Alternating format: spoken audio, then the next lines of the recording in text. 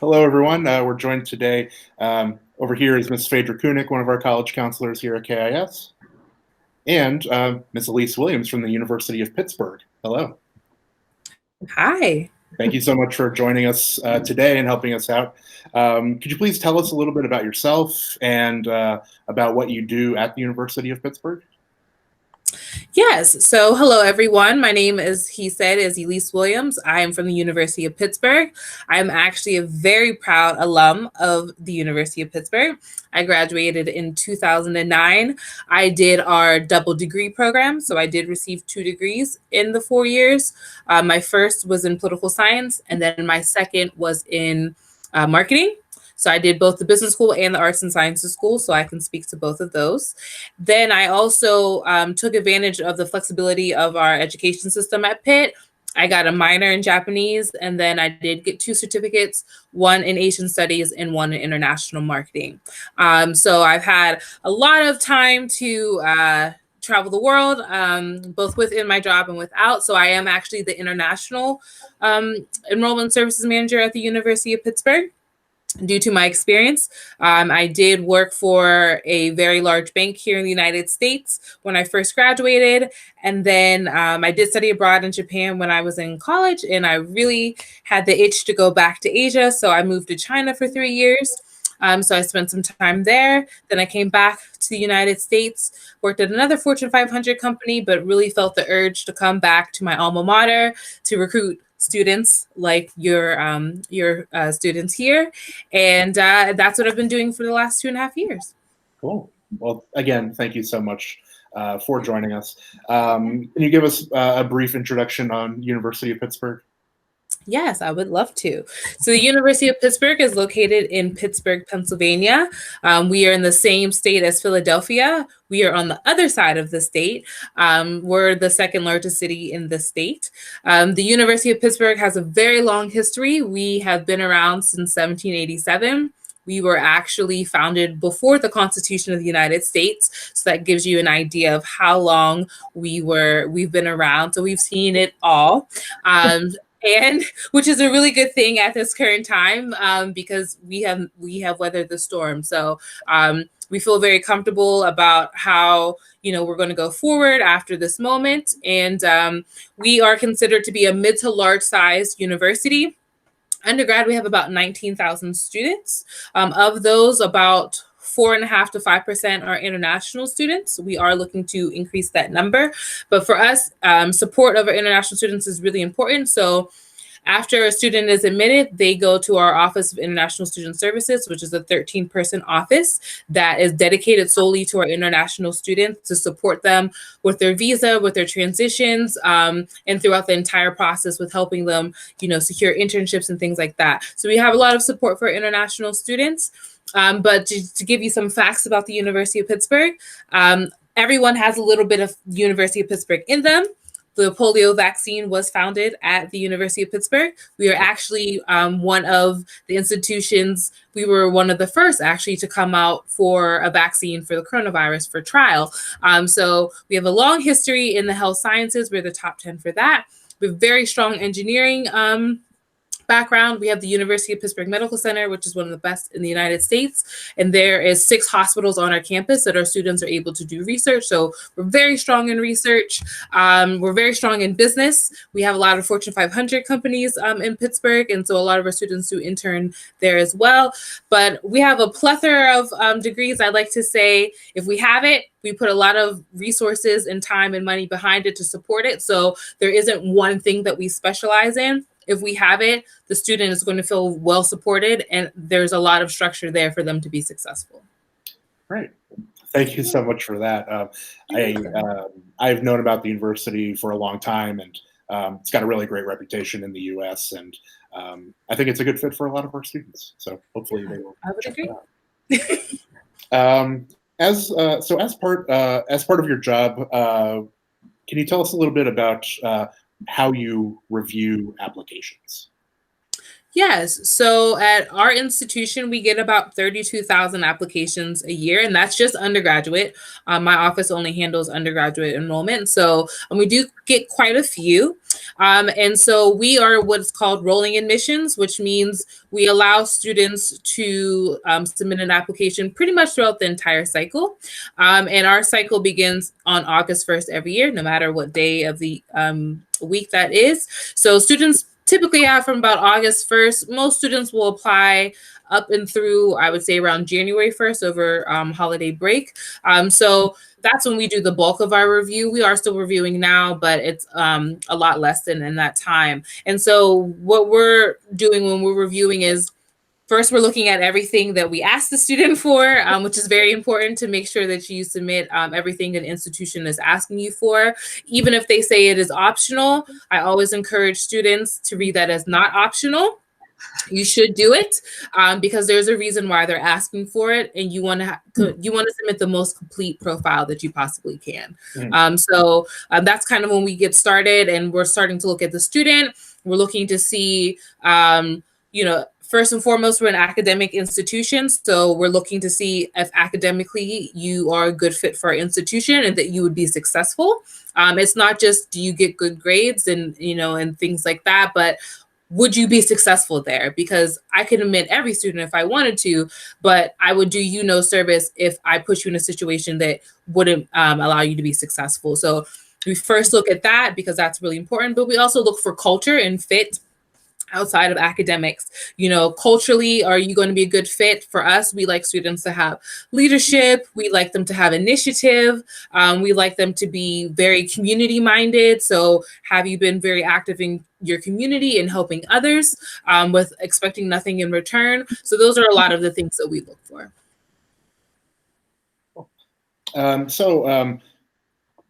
Now we're going to sort of focus, and you're going to imagine yourself as an admissions rep at Plymouth Shores University, which is a fake university that's clearly made up. But we already went over a little bit about what Plymouth Shores is all about. So are there things that you're looking for Plymouth Shores that you're not looking for at Pitt, or vice versa? Yeah, so there's actually quite a few. So our acceptance rate, for example, is around 50%, whereas Plymouth Shores, theirs is only 36%. So for their application pool, it is a little bit more competitive in that respect. But we do also get more applications than they do. Our student to teacher ratio is about the same. Ours is 14-1, theirs is 15-1. They do not participate in the rolling admissions process. They are on the fixed schedule, so they don't have early decision, but they do have early action and regular decision. So that is something that's very different from us. We don't participate in that program, but that is very common program for schools to have. And we are a comprehensive university, meaning we cover all the disciplines, whereas this is more of a focus on a liberal arts school. And size-wise, they are a bit smaller than us. As I mentioned, we have about 19,000 undergrad, and I believe I remember they have about 6,000-ish. So the population and the size is different as well. Okay. So Ms. Kunick, maybe you could sort of lead us in a discussion on the reviewing of the three different students. So one of the purposes of this meeting, of this admissions committee, really is to make sure that you as a parent and as students understand the admissions process and how it kind of works. So what we're doing today with Ellyse's help is she is going to give us some feedback on some 3 prospective applicants who are applying to Plymouth Shores University, and we'll talk a little bit about the profiles of each student, and then at the end, Ellyse will share kind of her thoughts on the students as well as what her decision might be, if they would be admitted or denied or waitlisted at the school. So basically, the profiles, there are 3 different students that we'll be talking about a little bit today. There's Dory Johnson, who's from San Francisco, California. There's Henry Watanabe, who is from Irvine, California. And then there's also Marcela Castillo, who's from Rancho Bernardo, California. So these are students that live in the state of California. And so what I'd like to do is just to give a little bit of information about each of the students, kind of their profile information. And that way you know kind of what their focus is and why they're specifically applying to Plymouth Shores. So basically, Dory is Australian passport holder. She has a unweighted GPA of a 3.79. She's taken two AP courses, 5 honor courses. She has an ACT score of 31 and an SAT score of 1180. She's interested in communication and journalism. She's not applying for financial aid. She was diagnosed with ADD, attention deficit disorder, in grade 10. So that was something that is important for the admissions committee to know about because that might affect her grades. She is a blogger. She's part of the school newspaper. She's helped with the yearbook. And her essay was really interesting because it focused on kind of the different masks that she wears and who she is as a person behind those masks. She has visited the campus, gone to the preview day. She's talked with the admissions representative when they've come to her high school campus. And she's also contacted PSU through just email contact with the admissions officer. So that is the first one, Dory Johnson. And I will go through the next two as well. Henry is the next one. He's an Asian male, 3.36 unweighted GPA, 4 AP courses, 5 honor courses. He's had dual enrollment, which means he has been taking some additional college level courses at a local community college. SAT is 1410. He took the math 1 and 2 tests, earned an 800. He's interested in computer engineering. He's not applying for financial aid, but he's done, as far as his activities, he's done a lot of different things in like computer club. He's done things with robotics. He's had an internship at the Aerospace Corporation, so it really ties into what he wants to study. An essay, another kind of important part, is his essay where he developed a speech recognition app for his for Alzheimer's patients, which I think is really important, help people out. But something that also came up, that there was a plagiarism that happened in grade 9. In plagiarism, basically he copied someone else's work and used it as his own. But he's visited the campus, he's gone to the college fair and spoken with a representative, and he's also interviewed. So he has a variety of ways that he's been in contact with the campus. The final candidate, or the final applicant, is Marcela Castillo. She's Hispanic and female. Her parents are divorced. Her aunt attended Plymouth Shores, so she is a legacy student. Her GPA is a 3.05 unweighted. She's taken 5 AP courses, 3 honors courses. She has an SAT of a 1440. She's really interested in public health and law. She will be applying for financial aid. She's done a lot of things with like community service. She's a runner. Like she's been on the team. She's the division runner of the year. So athletics and running are very important for her. Her essay, she basically talked about how she was affected by her aunt's battle with cancer and how she really cared for her aunt during that difficult time.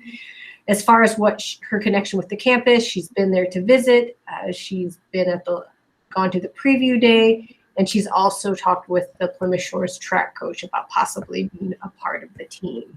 So that highlights the 3 different applicants who are looking at Plymouth Shores. Very cool. Thank you. So, Ellyse, if you're looking at Henry's application, what do you think? What pops out at you? So for Henry, first his major is engineering.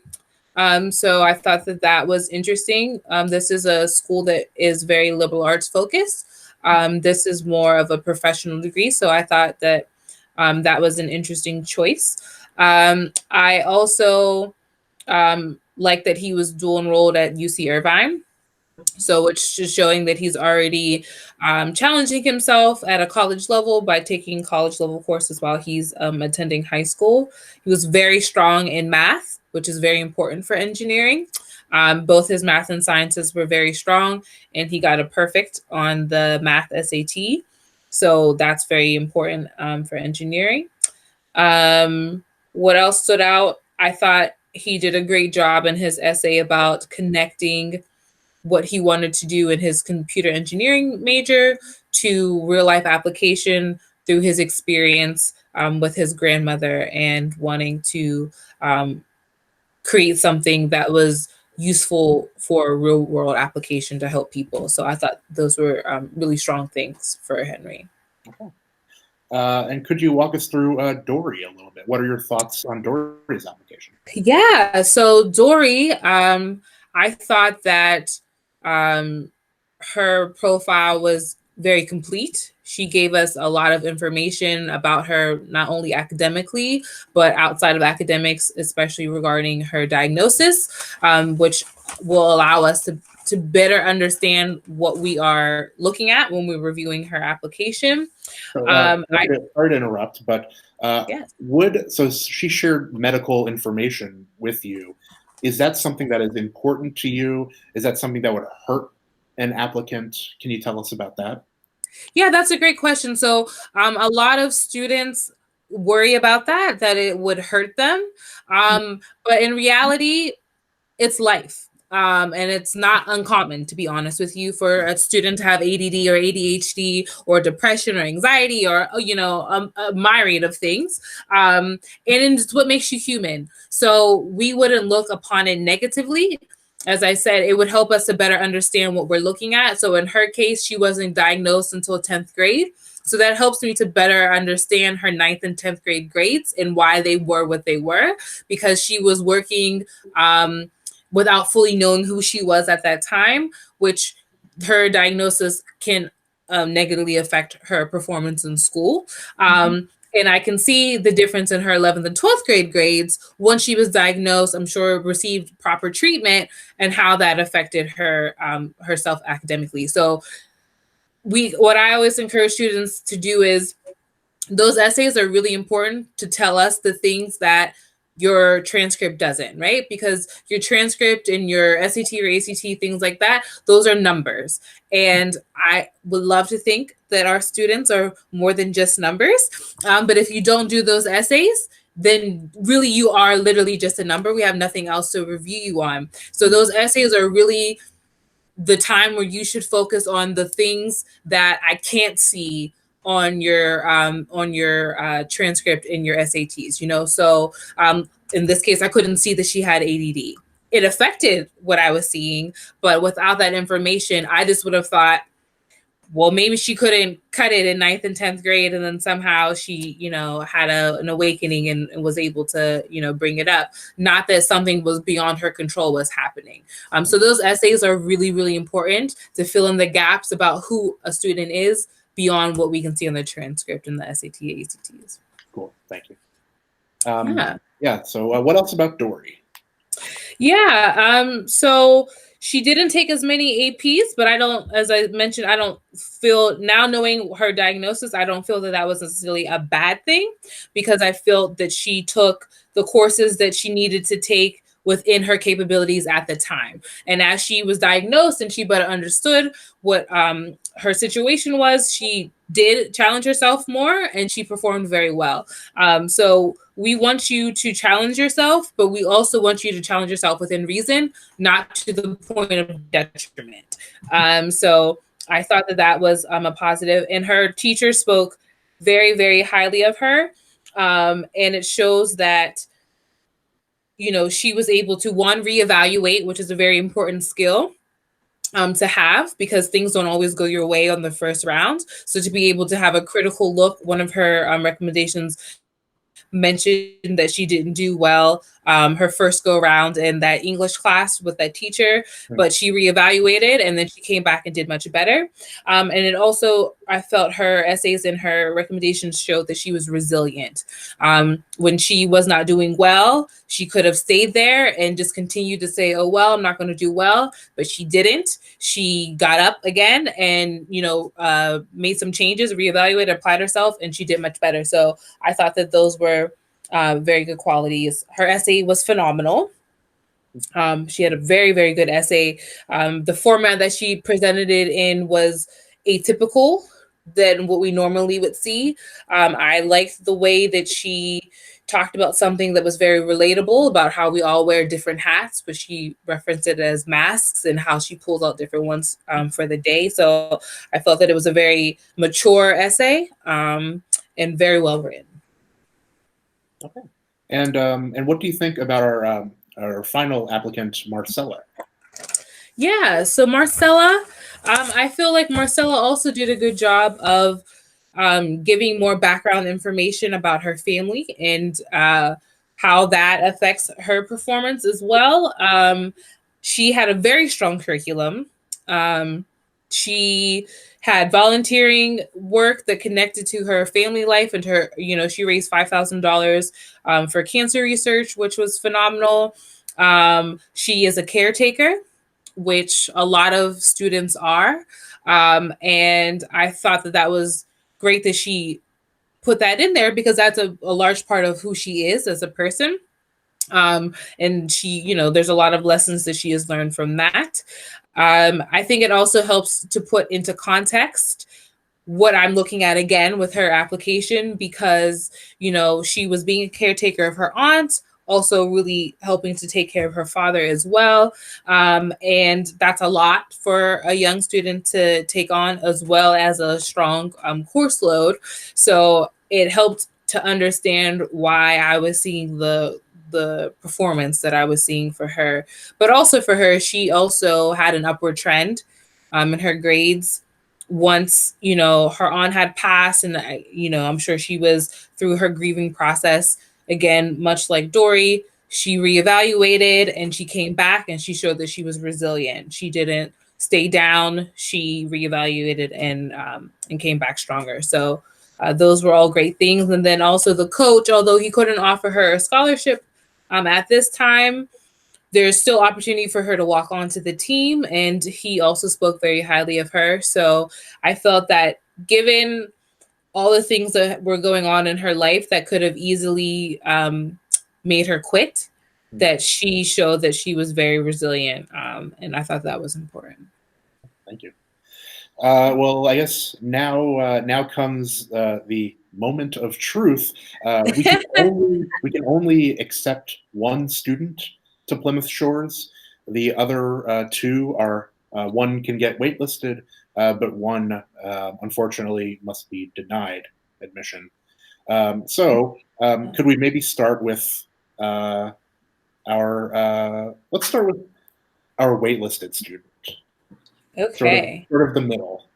Which one of these students would be waitlisted at Plymouth Shores? I believe that I would waitlist Henry. And I would waitlist Henry because although I thought that Henry was very transparent about his plagiarism. I felt that he spoke about it very well as far as what life lessons he learned from that, which again, that's something that's very important. Not everything's going to go your way or you're not going to do everything right. But you have to learn from those events. And so I thought that he was very transparent about that. But it is a liberal arts school. And so although he was very strong in math and science, which are important, he was not as strong in some of his other core subjects, particularly English, which you have to still be strong in all of your subjects because you still will take English in college. He wouldn't just be taking engineering courses. He will be taking liberal arts courses as well because we want students to have a well-rounded education. So he would be my waitlist student for those two reasons. Okay. And for Plymouth Shores, who would be accepted?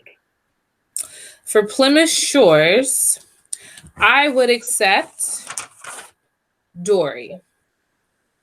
I would accept Dory because her focus is more liberal arts with what her journalism is. So she has a very strong writing background, very strong English background, which are liberal arts. And I appreciated the fact that she was already active in what she wanted to do, which shows her maturity and her seriousness around her major. She also put forth the most effort. So, you know, you have limited space.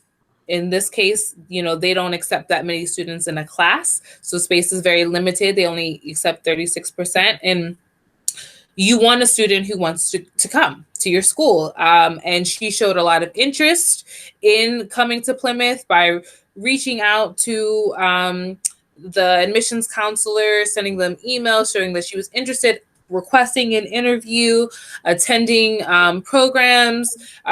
So her interest was very strong. She also did her research on the school, which was also very important. She knew what the school had to offer, and she expressed that she felt that it was a good fit for her, which again, that's very important. Fit is very important. There are 4,500 universities in the United States, so there's a lot of option, but not every school is going to be the best one for every student.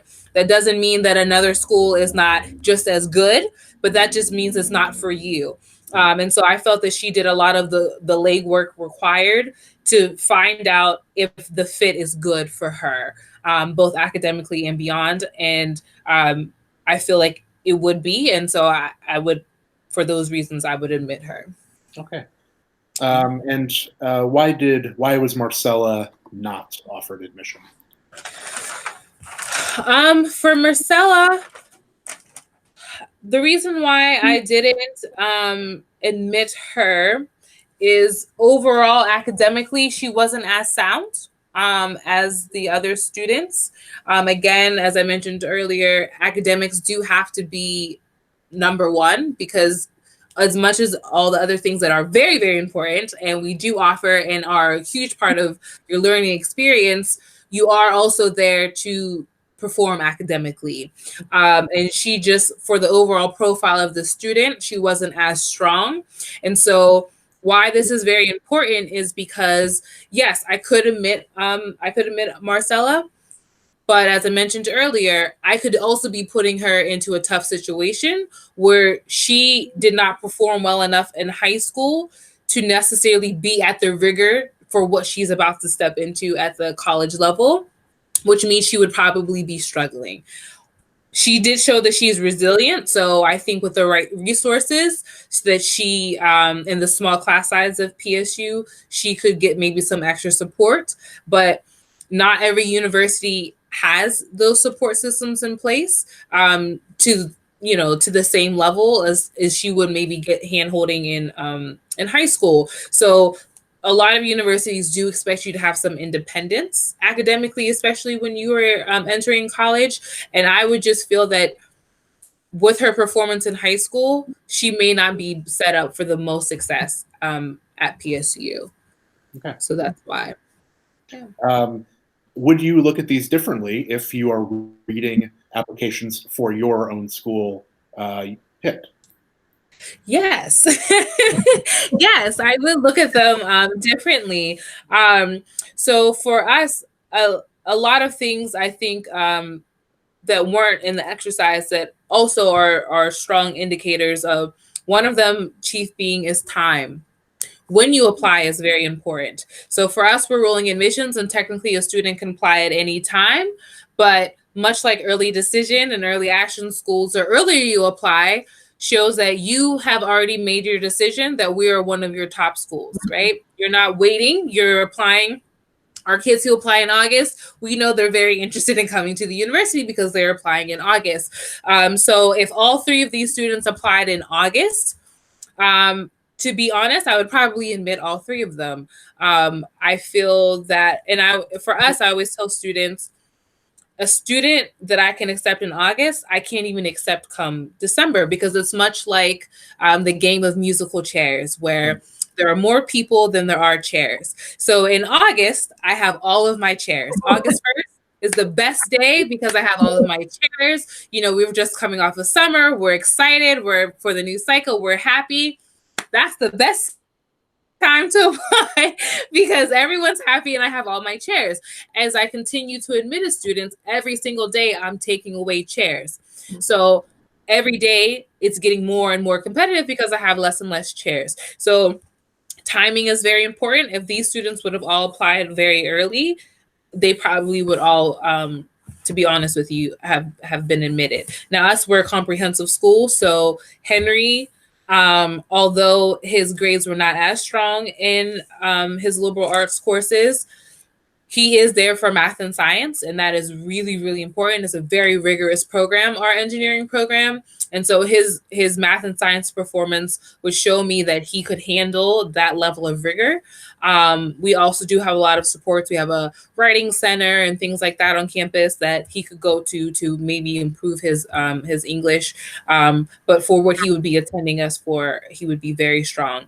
And then for Marcella, I would admit her as well. One, because she's very resilient. Again, that's very important for us because not everything is going to go your way, especially at college. It's a very momentous time in your life. You're independent for the first time. Your parents aren't there to tell you, what to do and when to do it. So you have to have a level of independence. You have to have, a level of being able to manage many things at one time. And I feel like her handling her family life as well as her academic life and her athletic life and being able to juggle that all at the same time. One of her teachers mentioned that she lives by her planner, which is very important whenever you're in college, to keep all your assignments and your courses and everything like that together. So I feel like she had the things in place that would make her, she would have some hiccups, but she would be able to overcome them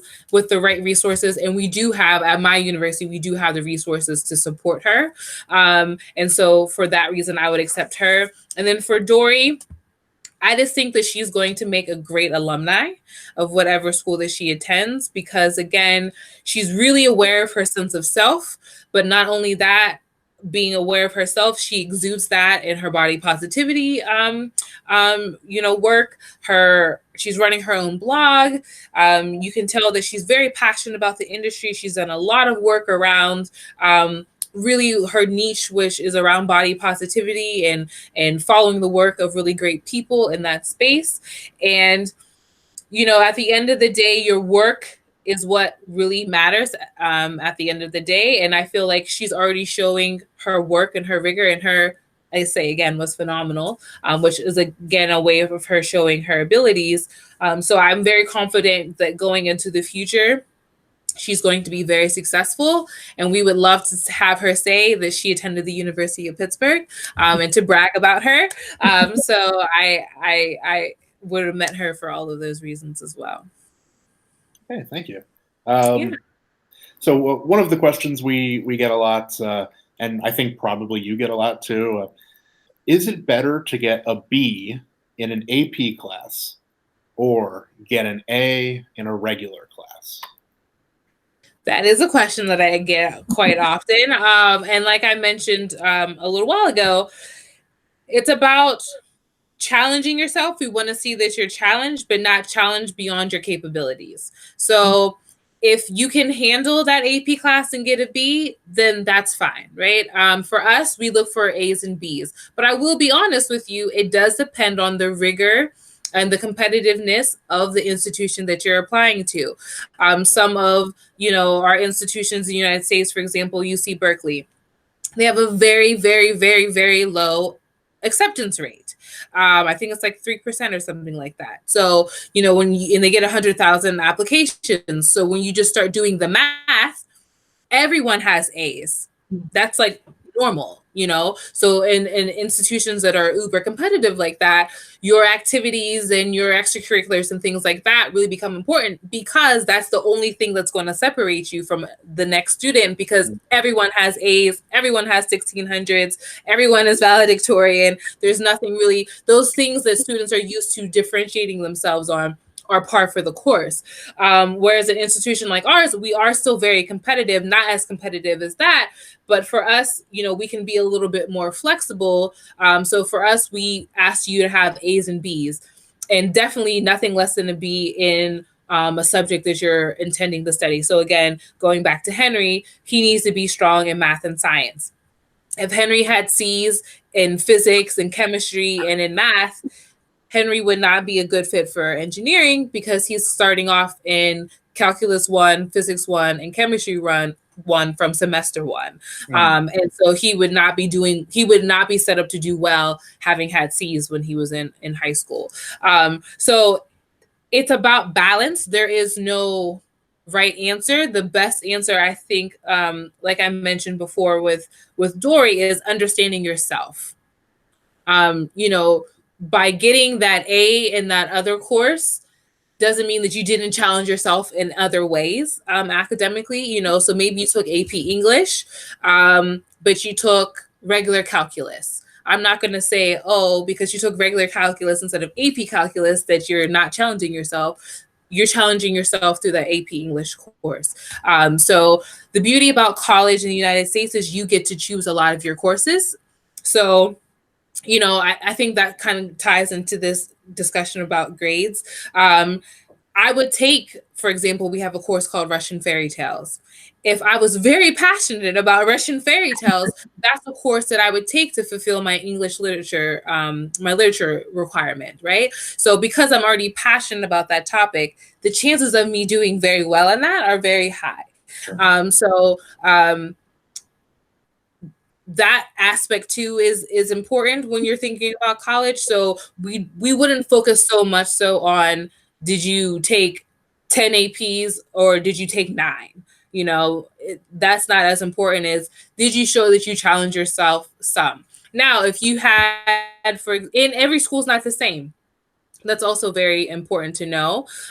So some of our public schools might not offer, actually private schools as well, may not offer any AP courses. So I'm not going to say, well, this student didn't take any AP courses at their school. That's not a good thing. Well, some of my private schools feel that their curriculum is tougher than AP. And so that they don't need to offer that because their regular curriculum is tougher than what they feel you could get in AP. So I always just try to encourage students, we are the experts in what we do. We do this every day, all day long, for years and years and years. We understand the students and we understand based on what is available at your school on how to review you. We want to see you have some challenge, but don't, again, challenge yourself to the point where you're not going to be successful, because that's not good for you or, you know, or for us. So thank you. Going back to Henry's application, he had a plagiarism issue in 9th grade. He did. I want to talk about, are there any discipline issues that will automatically disqualify you, or are there some that are forgivable? Can you talk a little bit about that? Yeah, I think if I'm just being transparent, I think it's going to depend on the institution. I think every institution handles this a little bit differently. In my particular institution, when you indicate that you've had some level of disciplinary, such as this, it actually goes to a special person. So not everyone reviews that. But if I was to review this, although this is very serious, and just, you know, again, for transparency, if he was to do this in college, he could be kicked out of the school. So plagiarism is very, very, very serious. We do take that very seriously. For what he did and when he did it, right? So he did it in 9th grade, which is a time when you're really starting to learn about those kind of things. You're just starting to write, you know, more than a couple of paragraphs at a time and things like that. That's when you're first starting to write long research papers.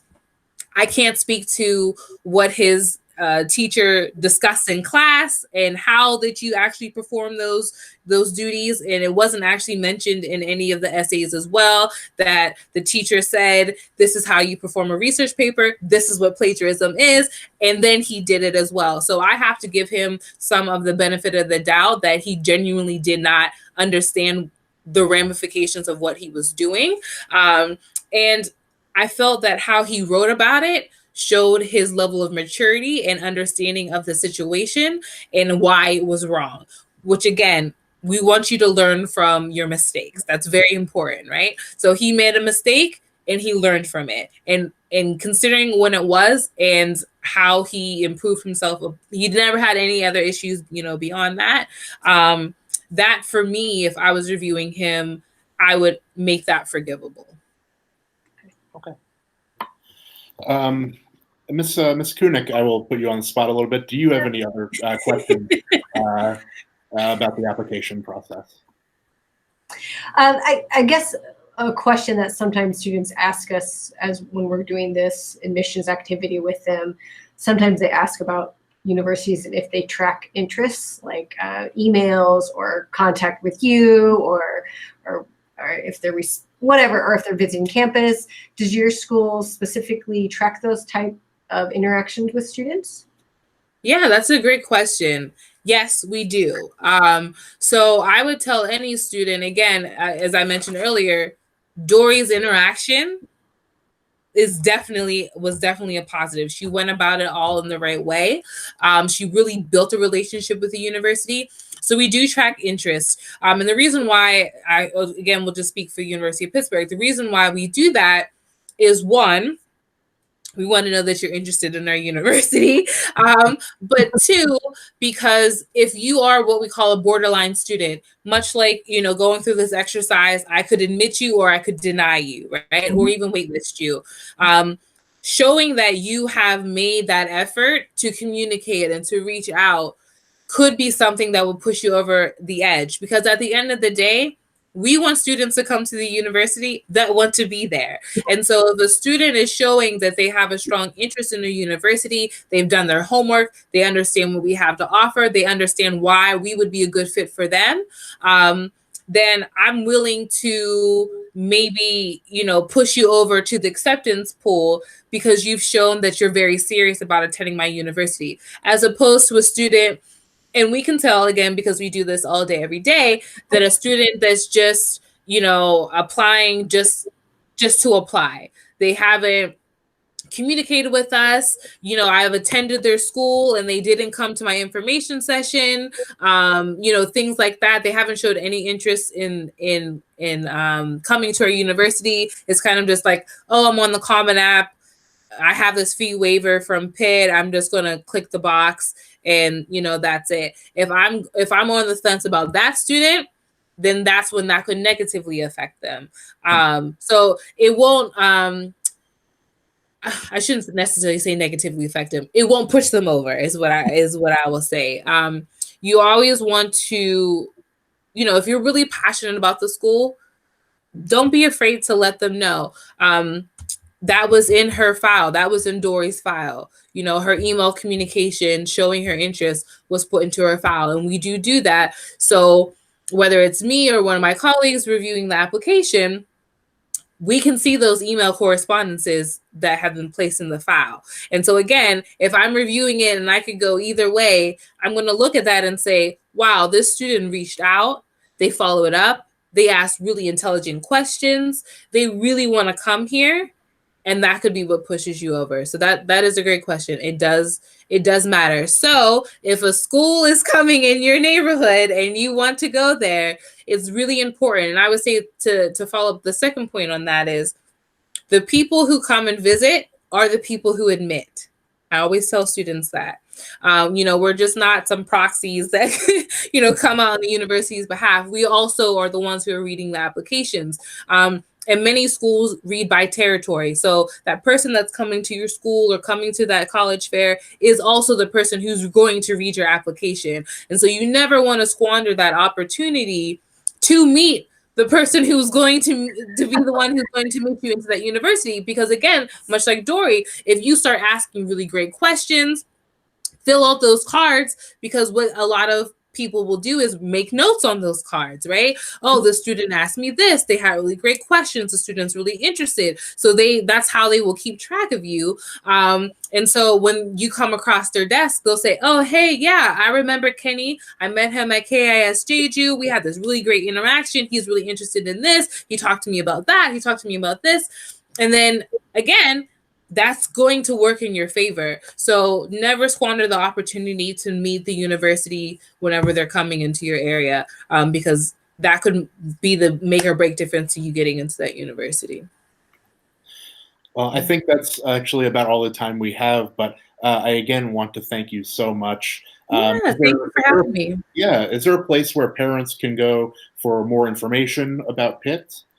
Yes, of course. So our website, they can go to pitt.edu. For our admissions website, it's at OAFA, which stands for Office of Admissions and Financial Aid. So oafa.pitt2ts.edu.